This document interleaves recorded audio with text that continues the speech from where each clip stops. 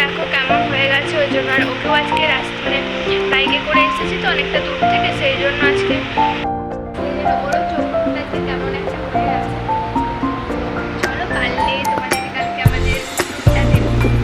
দেখো যদি কারণ আমরা থাকি না সেই কারণে। তো ফ্রেন্ডস দেখো এখানে বলতে বলতে যে আমি ডিনার করছিলাম রুটি আর এখানে যে চটপটি দিয়ে। তোমরা কী কী খাও সেটা কমেন্ট করে বলো। আর তোমাদেরকে জাস্ট আমাদের দোতলার রুমটা দেখাচ্ছিলাম, এটা ডাইনিং। আর এখানে দেখো এটা আমাদের সোনার অন্নপ্রাশনের সময় ছবিটা ব্যানারটা দেওয়া ছিল কেটে।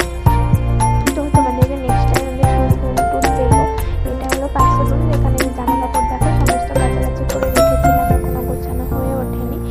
আর এই টাইলসটা আমাদের রিসেন্টলি নতুন বসানো হয়েছে। আর এটাই হলো আমাদের রুম, যেটা গোছানো নেই, কারণ জানোই তো আমরা ওখানে থাকি না। এটা হলো আমার ড্রেসিং টেবিল। আর দেখো রুমে এসি টেসি সবই আছে, কিন্তু আমাদেরকে এখানকে থাকতে হচ্ছে এই পরিস্থিতির চাপে। তো অন্য সময় তোমাদের জানাবারে দেখো টিভি দেখছিল ওরা ওখানে বসে।